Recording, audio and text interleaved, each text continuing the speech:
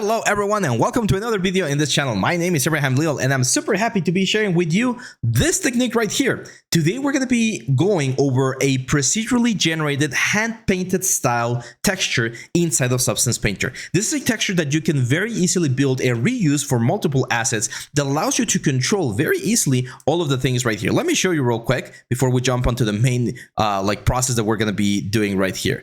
So in this little layer right here, all of these layers, I'm going to be showing you how we build these layers, and we go from a very flat skin such as this one right here to a very nice effect with all of this color and hue variations. This allows us again to go from a very super simple model to a very nice and complex shape in a matter of 30 minutes. And you can save this material as a smart material and reuse it for any and as many characters as you want. So if you find this tutorial useful by the end of it, please make sure to subscribe and follow us so that you can help us grow and continue sharing with you all of these amazing tricks.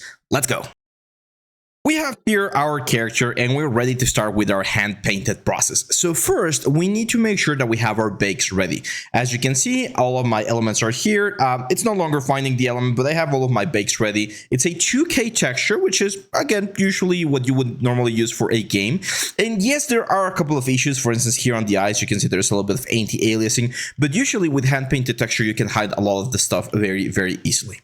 Now, the first thing I want to do is I want to divide the teeth from the body. So I'm going to go here to my layers and I'm going to create a new fill layer. I'm just going to grab a very basic green color. And as you guys know, we're going to be working with hand painted textures. So this means that we're not actually going to have any roughness, any information on the material. It's just going to be a flat color that's going to look very nice. So over here, I'm going to press Alt and color so that we get everything else except for color.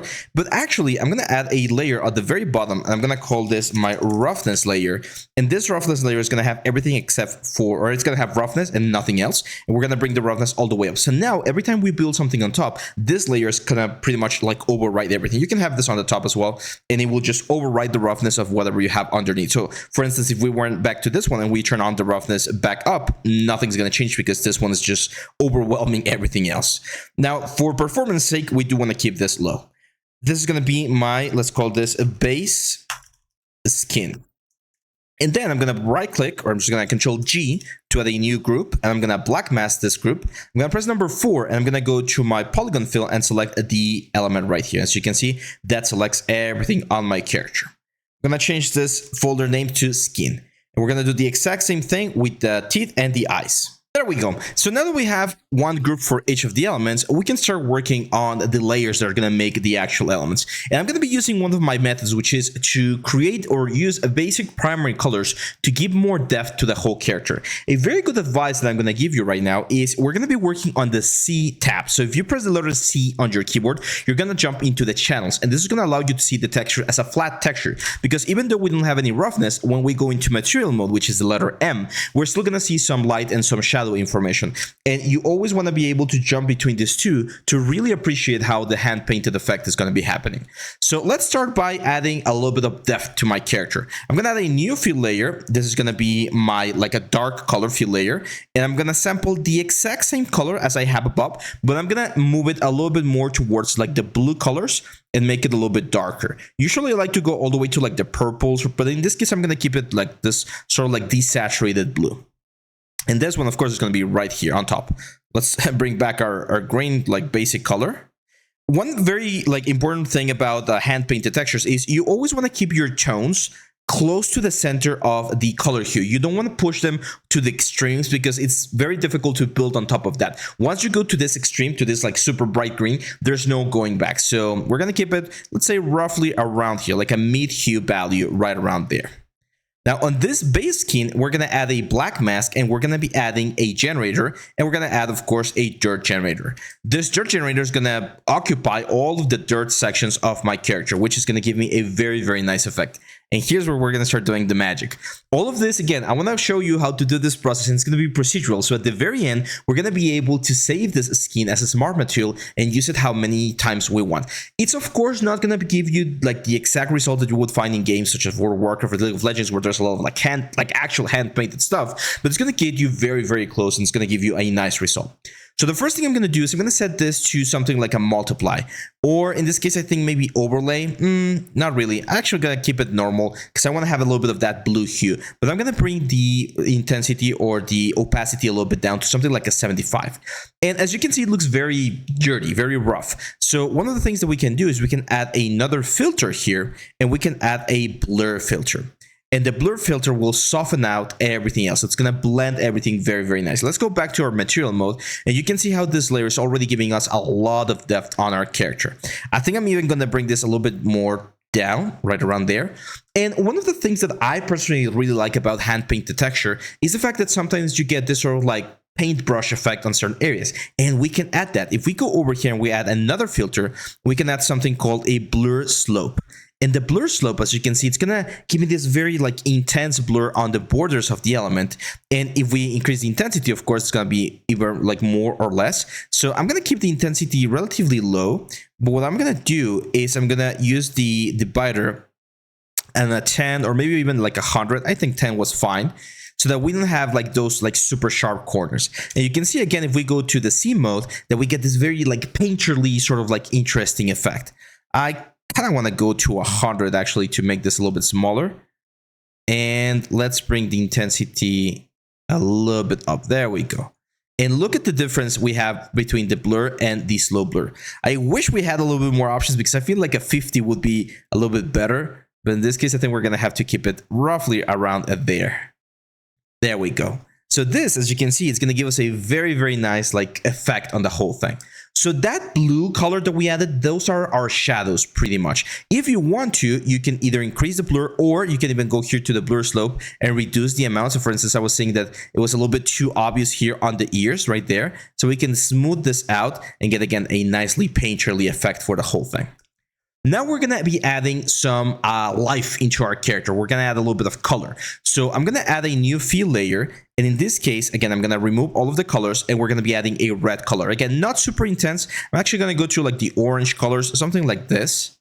And I'm going to add a black mask. In this one, I am going to be using a fill layer so that we can hit the ambient occlusion of the character, okay? Sorry, the thickness of the character, because we want to use this to bring a little bit of blood into the things that are usually a little bit thinner. So I'm going to use a fill layer, and on this fill layer on the grayscale, I'm going to look for its thickness layer. And as you can see, the thickness layer goes to every single point of the character except on the thin areas. What can we do here? We can actually invert this with a levels filter. We're going to invert this, and we're going to get this very nice effect. Look at how it looks like this little, like it's like a fake subsurface pass on the whole character. And by doing this, we get a little bit more life into it. I do think that this orange is a little bit too orange, so I'm going to go a little bit more towards the red colors. There we go. And one of the cool things is we can go to the levels, and right now you can see that the levels are really pushed towards the white colors. If we start pushing this, we're going to be able to bring more color everywhere else. Or we can move some of this stuff up. And as you can see, this is also going to give me a little bit of this red color everywhere on the character, which gives it, I believe, a little bit more life.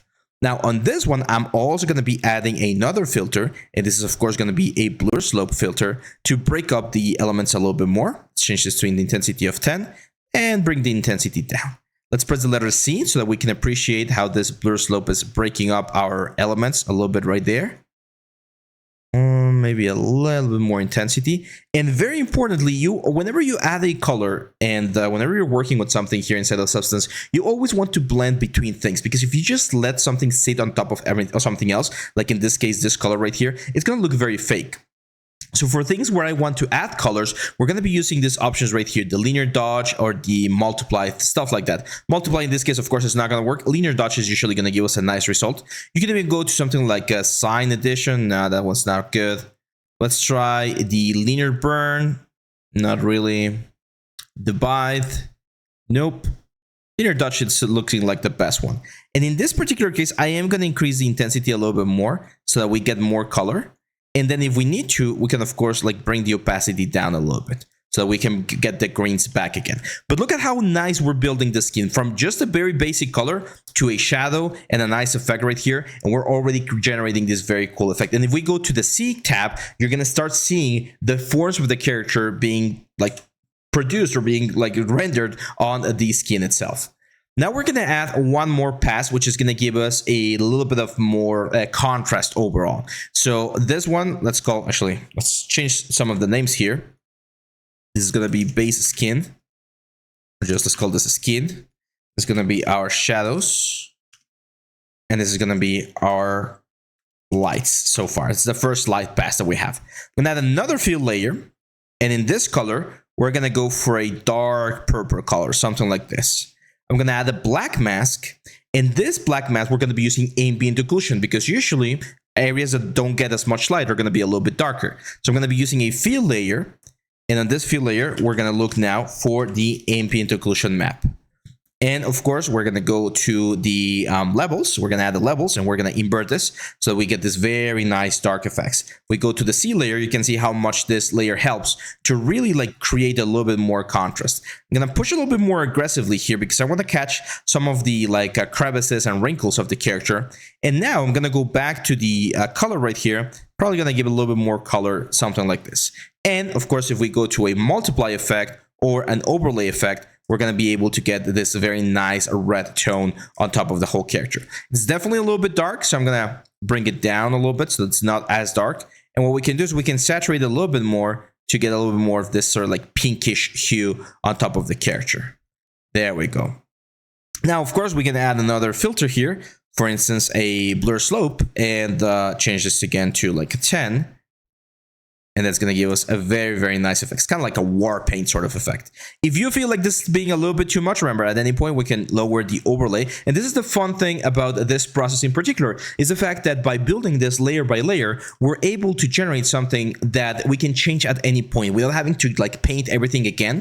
It's, again, not as precise as other methods, but it's going to give you a very nice flexibility. And since we're not painting anything, if I just grab this skin, some more material, and drop it into someone else and some other character, I can just change the colors and I'm going to get the exact same effect. So imagine we're doing like a troll and we want to change the skin to a blue skin. We literally just go to the blue skin, we change the colors, and we're going to get the exact same effect. So this is one of the big strengths of this new workflows where everything's like procedural and stuff.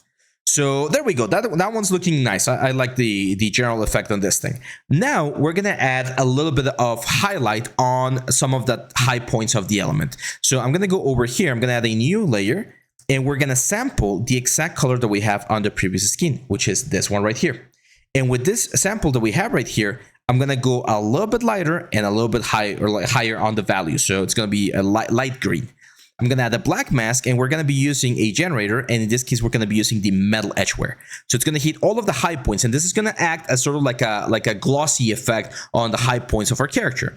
The only thing we need to do here is, of course, add a filter and play with a blur slope, for instance. Let's change this. In this case, I'm not doing the blur. I'm just going directly into this one because we're going to be setting this to linear dodge so that the color gets really, really intense. We're going to really bring this down. Okay. And after the blur slope, we can add a little blur, like normal blur. There we go. So see how nice this highlight looks on top of the thin areas of our character. This is a very, very cool effect that we can get on our character. Another thing we can do here, and this is a little bit more advanced, but it's not that difficult to understand, is I'm going to press Alt and click on the mask so that we can see what the mask is doing. And you can see that right now we got the metal edgeware, we got the blur slope, we got the blur. And now I'm going to add another generator. This is going to be a position generator. And the position generator is a gradient, and in this case is going from top to bottom. I'm going to change the global balance so that we are affecting more on the top of the head, right around there. Let's do a little bit more blur. And then what I can do is I can multiply this against everything else.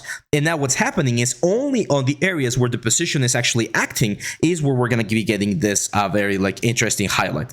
So see the difference between no position and position. So we're removing some of the stuff that we have down here on the chest area, and it's giving us, or should give us, a little bit more of a nice effect on the character.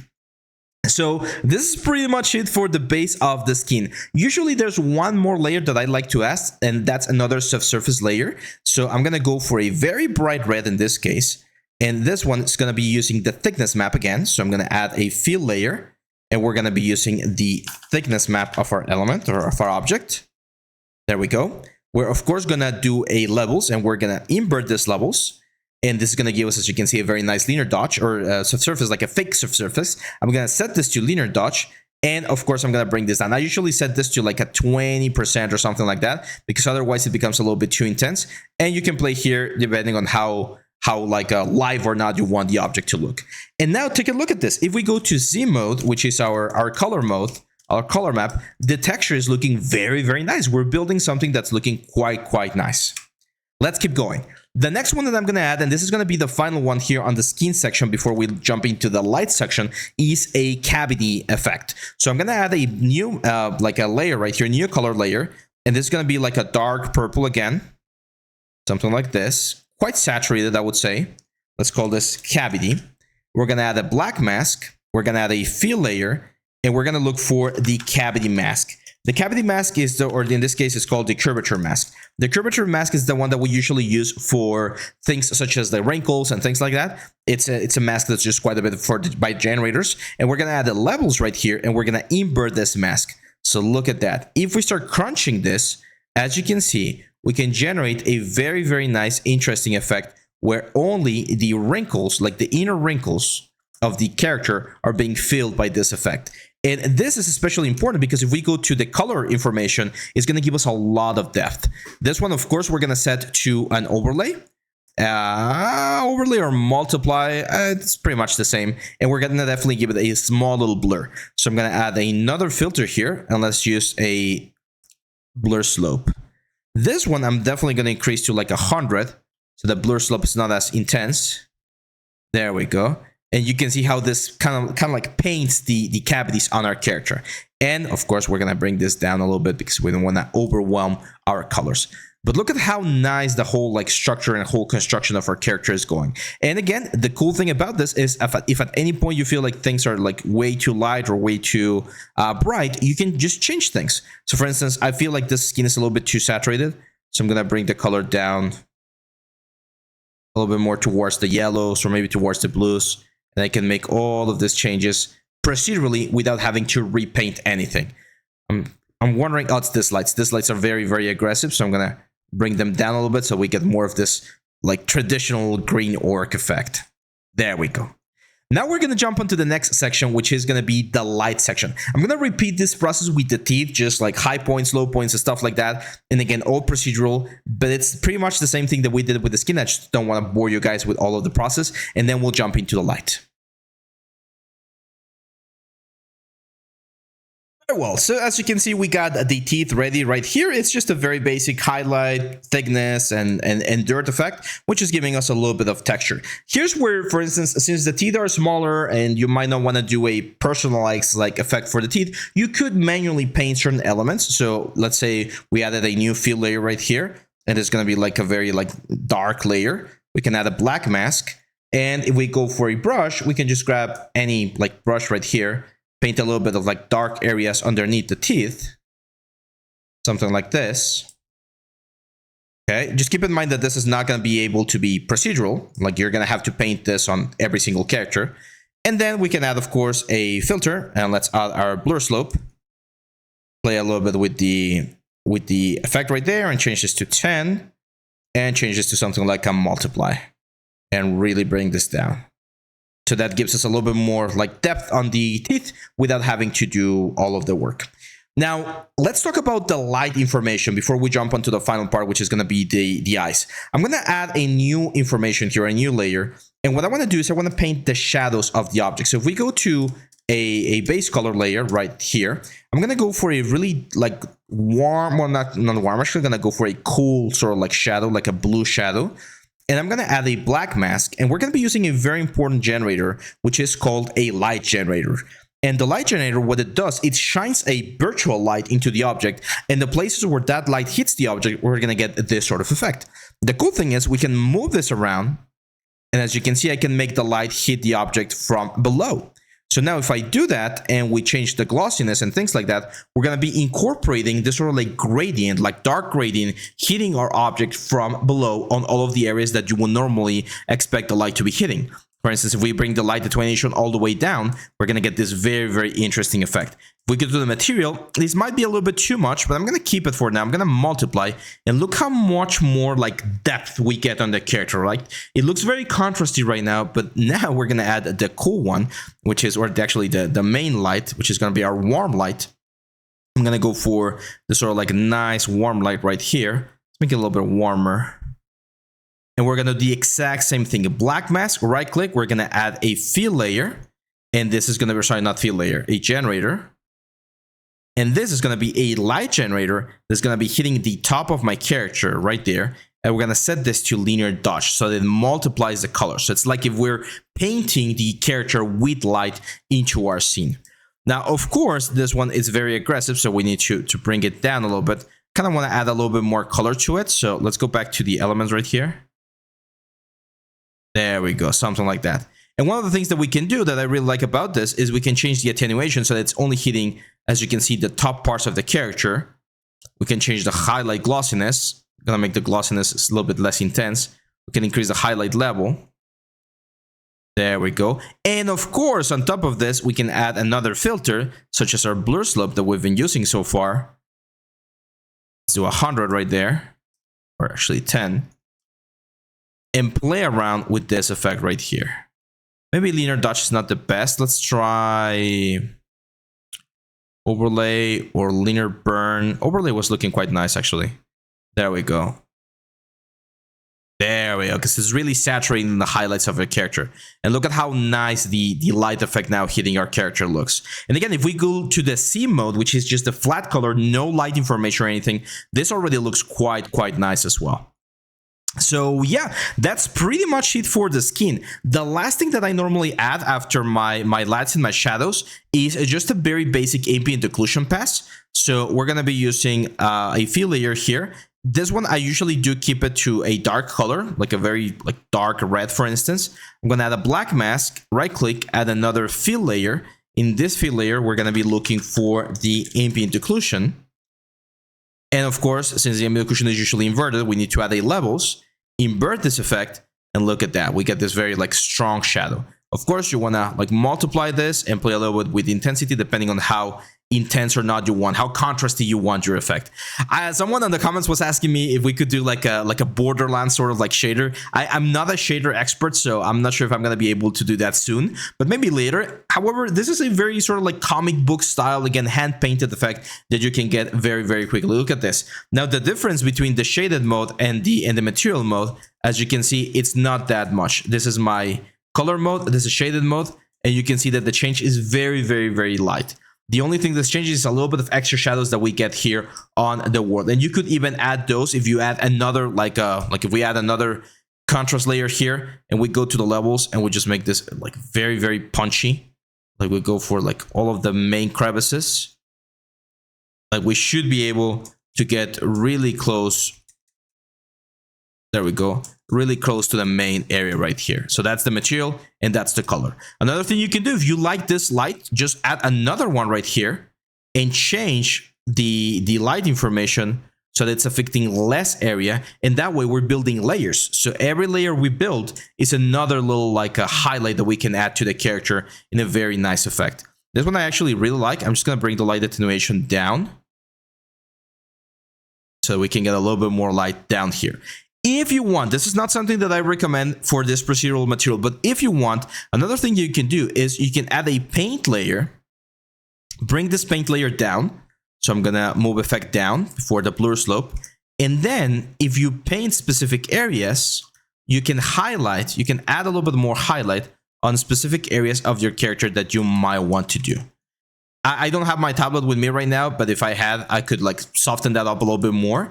But this is another way in which you can add and paint certain lights on the model. However, this is going to be model dependent. So certain models will benefit from this and other models won't. So you're going to have to manually adjust this sort of effect. In this particular case, I like to use my a softer brush, such as this artistic brush.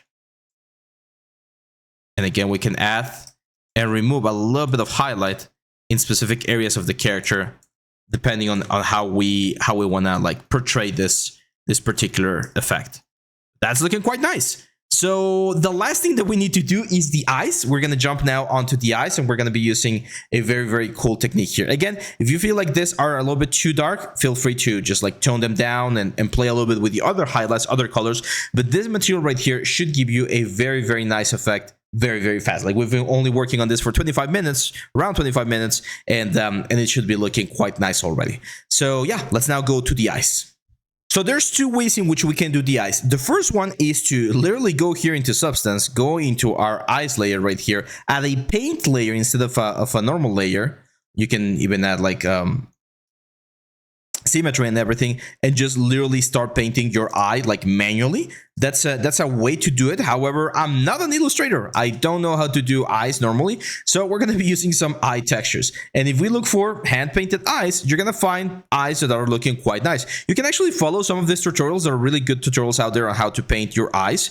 And but if not, we can just like try to look for a eye texture and use that as our base inside of Substance. So a lot of these textures that you're gonna find about eyes are actually hand painted. Some of them, of course, are realistic or photographs. There's a lot of hand painted stuff, and we can literally take any of these images and paint them on our paint layer and then work on top of them to add a little bit more variation.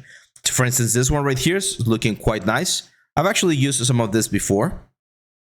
This one's not that bad.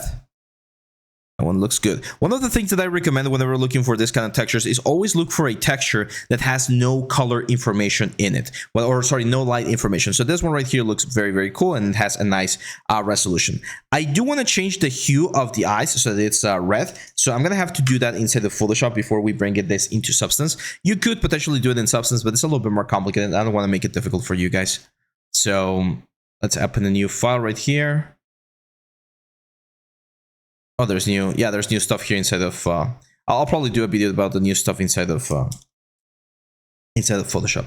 So here, very simply, I'm just gonna grab my elliptical marquee tool, select the eye right there, hit Control U, and just change the saturation or the hue to like a red one, like a red color. Then increase the saturation a little bit, probably bring the lightness a little bit down. And there we go. Even that like blue looks nice. So I'm gonna save this image in my desktop. It's a JPEG image. Let's just call this eye. And we're going to bring that into Substance. Now, I'm going to change the view here to an orthographic view so that everything is perfectly flat and we don't have like crossed eyes or anything. We're going to go over here, and we need to drag and drop from our desktop our eye texture over here. I'm going to define this as a texture, and I just want this on my project so far.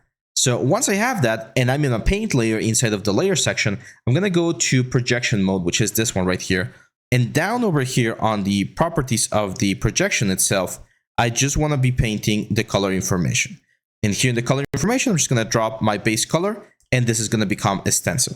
So I'm going to press S and scale this down so that this fits right where the eye is supposed to be, which is right around there.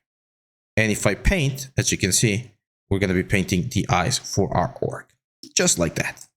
Now that we have that, that looks good, but it can look a little bit better. And this is where, again, doing a little bit of like traditional painting is going to be good. So the first thing I'm noticing is that there seems to be a normal map problem. That's the normal information right there.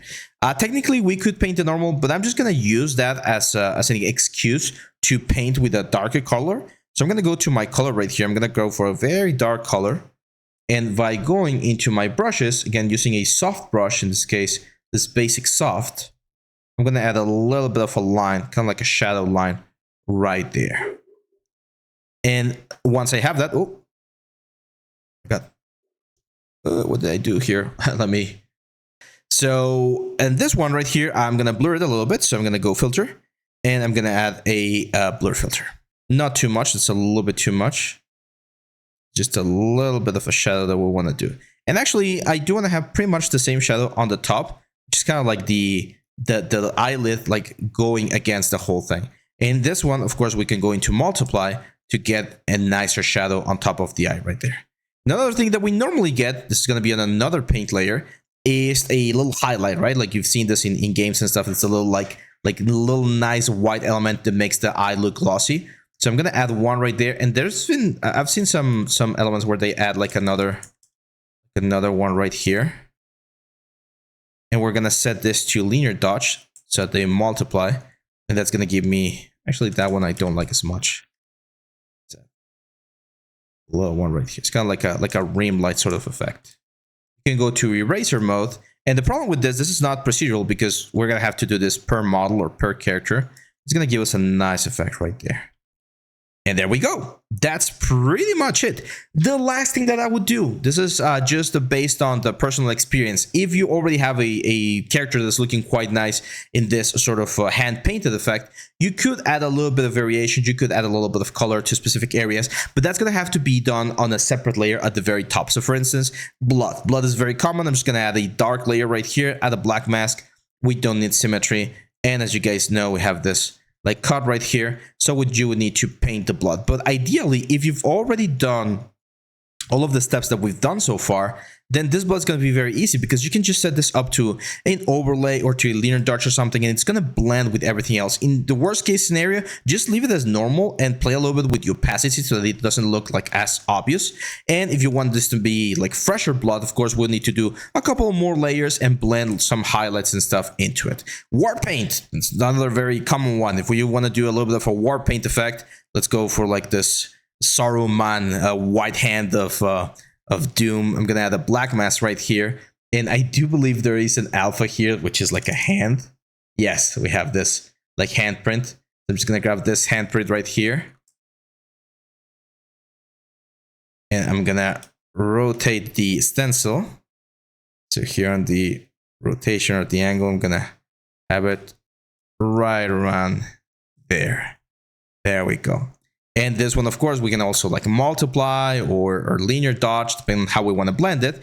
And we would need to erase or remove some of the effects here on the hand itself. So this is all customization and how we want to make things look even better, depending on the character that we're going for. But it's going to allow us to generate a hand-painted effect. Look at this. Again, if we go to the C, which is the channel, this is our like completely flat albedo. If you're doing a game where there's absolutely no light and everything is just shaded normally, this is what you're going to be seeing. And as you can see, it's a really, really cool result. So that's it, my friends. Hopefully you like this video. This is one of my little like hidden techniques. I'm going to see if I can get this model in the resources folder so that you can practice as well and show me in our Discord channel how you got or what kind of result that you got. And yeah, if you want to learn anything else about the 3D world, then make sure to leave me a comment with more things, more topics, more elements that you might want to investigate, and I'll be happy to do some research for you. Or if I already know how to do it, I'll show you in another video here in the YouTube channel. We're getting really close to our goal, which is 3K subscribers. So if you're not subscribed and you like this video, please don't forget to do so. And that's pretty much it. I'm gonna be seeing you back on the next one. Bye-bye.